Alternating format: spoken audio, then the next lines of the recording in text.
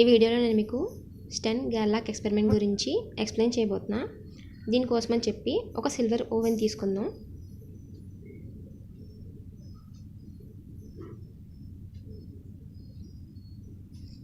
ఇది వచ్చేసి silver oven. ఇందులో నుంచి సిల్వర్ ఐటమ్స్ అనేవి వస్తాయి. ఓవెన్ కాబట్టి ఇది హీట్ అయ్యి బాయిల్ అయ్యి సిల్వర్ ఐటమ్స్ అనేవి దీని నుంచి ఇలా వస్తాయి. సో ఇక్కడ 2 స్లిట్స్ పెడదాం. S1 S2. ఇది స్లిట్స్ ఎందుకు పెట్టామంటే సిల్వర్ ఐటమ్స్ ఇలా వస్తాయి కదా, to get a single beam అనమాట. సో దీన్ని మనం ఏం చేస్తామంటే ఒక ఇన్హోమోజీనియస్ మ్యాగ్నెటిక్ ఫీల్డ్లో పెడదాం.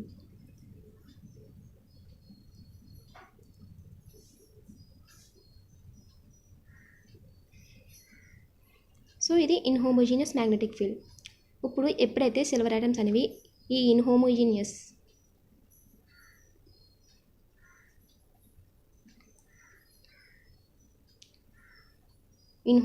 మ్యాగ్నెటిక్ ఫీల్డ్ ఎప్పుడైతే ఉంచామో ఇదేమవుతుందంటే ఇలా వెళ్ళాల్సింది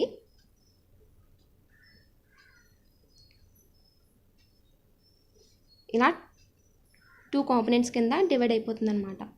అండ్ మనం దీన్ని ఎక్కడ అబ్జర్వ్ చేస్తామంటే ఒక ఫోటోగ్రాఫిక్ ప్లేట్ మీద.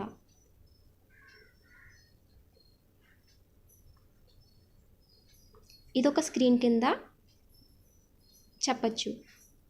సో ఇక్కడ ఇన్హోమోజీనియస్ మ్యాగ్నెటిక్ ఫీల్డ్ అంటే ఏంటి? ఇన్హోమోజీనియస్ మ్యాగ్నెటిక్ ఫీల్డ్ అంటే ఏంటంటే ఒక సౌత్ పోల్ని మనం సిలిండ్రికల్ గ్రో షేప్లో తీసుకుందాం.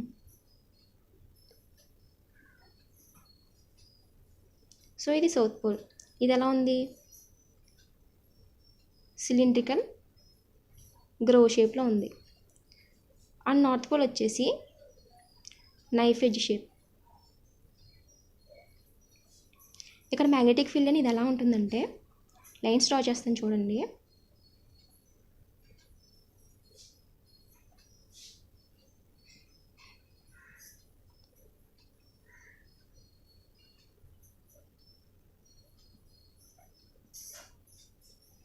సో మ్యాగ్నెటిక్ ఫీల్డ్ అనేది అంటే మ్యాగ్నెటిక్ ఇంటెన్సిటీ నార్త్ పోల్ దగ్గర ఎలా ఉంది? ఎక్కువగా ఉంది. అదే సౌత్ పోల్ దగ్గర చూసుకున్నట్టయితే చూడండి డిస్టెన్స్ ఎంత ఉందో, ఎక్కువగా ఉంది కదా. సో సౌత్ పోల్ దగ్గర మ్యాగ్నెటిక్ ఇంటెన్సిటీ అనేది తక్కువగా ఉంది. నార్త్ పోల్ దగ్గర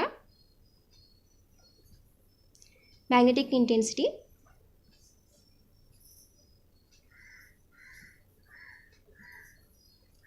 ఎక్కువగా ఉంటుంది.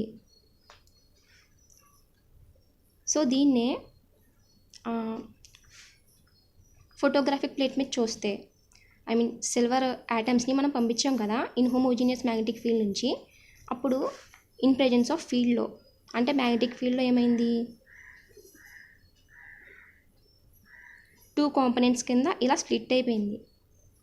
బట్ వితౌట్ ఫీల్డ్ ఒక సింగిల్ లైన్ అనేది వచ్చింది. ఇది with field, with magnetic field. ఇది వితౌట్ మ్యాగ్నెటిక్ ఫీల్డ్.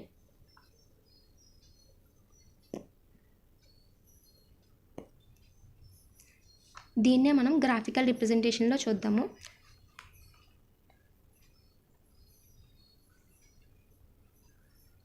సో ఇక్కడ వచ్చేసి సిల్వర్ బీమ్ ఎక్స్ యాక్సిస్ మీద అండ్ వై యాక్సిస్ మీద వచ్చేసి మ్యాగ్నెటిక్ ఫీల్డ్. ఇప్పుడు ఏమనుకున్నాం?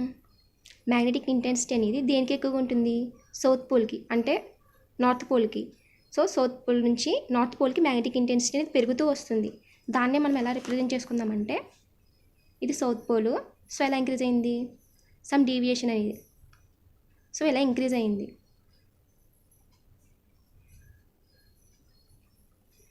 అండ్ ఇది చూసి సౌత్ అండ్ ఇది నార్త్ పోల్. లైన్స్ని ఎక్స్టెండ్ చేసుకుంటే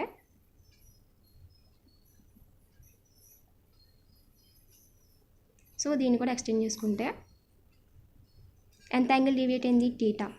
అంటే దీని లెంగ్త్ వచ్చేసి L అనమాట. And pole strength P. So ఇక్కడ మ్యాగ్నెటిక్ ఫీల్డ్ సౌత్ పోల్ దగ్గర తీసుకున్నట్టయితే ఎంత ఉంటుంది? B.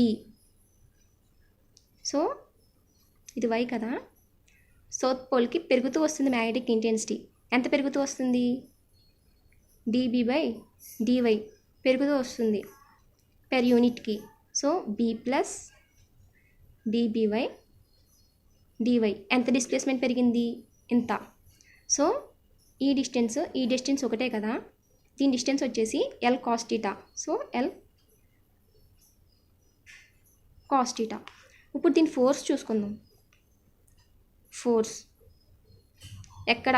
సౌత్ పోల్ దగ్గర. ఎంత? Pole strength into magnetic intensity south pole దగ్గర. And same force north pole దగ్గరకు వచ్చేసి ఎంత? P into B plus dB/dy L cos θ.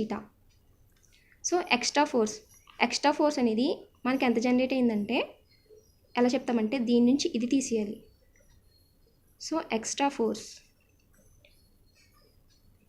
That equal to ఇది మైనస్ ఇది కాబట్టి పీబీ క్యాన్సిల్ అయిపోతుంది. And P into dB/dy L cos θ. So ఇది వచ్చేసి దీని extra force along y axis. ఇప్పుడు ఇక్కడ చూసుకున్నట్టయితే P ఇంటూ L అంటే pole strength into length is equal to magnetic moment.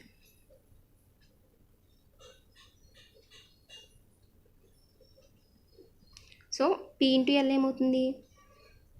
M అవుతుంది. సో ఈ వాల్యూని ఇక్కడ సబ్స్టిట్యూట్ చేసుకుంటే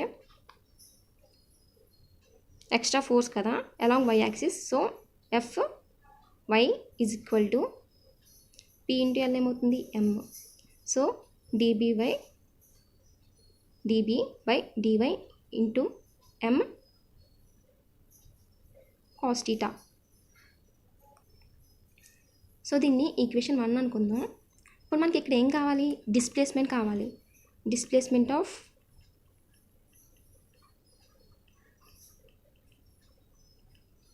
silver atoms along with field direction.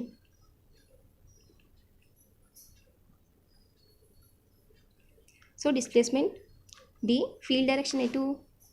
Field direction y. So dy is equal to half alpha t square. ఈ formula ఎక్కడి నుంచి వచ్చిందంటే s is equal to ut plus half at square. So ఇక్కడ initial velocity అనేది 0 అయిపోతుంది. And acceleration ఇక్కడ మనం ఆల్ఫాని తీసుకుంటాం, యాంగులర్ యాక్సలరేషన్.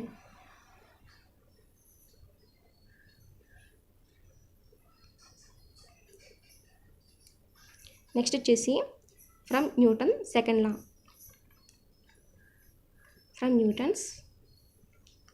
లా మనకు తెలిసింది ఏంటి?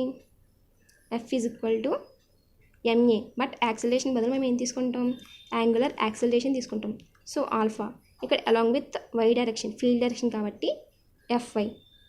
సో నాకు ఆల్ఫా కావాలి. Angular acceleration is equal to Fy/m. So ఈ ఆల్ఫా వాల్యూని ఇందులో సబ్స్టిట్యూషన్ చేసుకుంటే dy is equal to half Fy/m t square. So మనకు తెలుసు కదా time is equal to distance by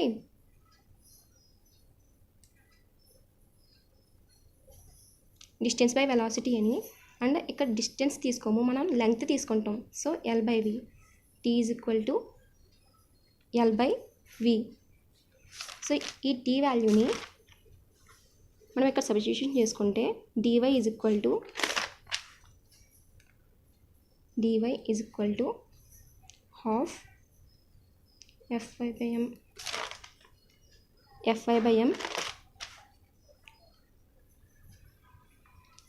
L square by v square. So ఇక్కడ Fy value మనకు తెలుసు కదా, Fy value from equation 1 dB/dy m cos θ. So ఆ వాల్యూని ఇందులో సబ్స్టిట్యూషన్ చేసుకుంటే dy is equal to half ఎంత f i dv by dy m cos theta dv by dy m cos theta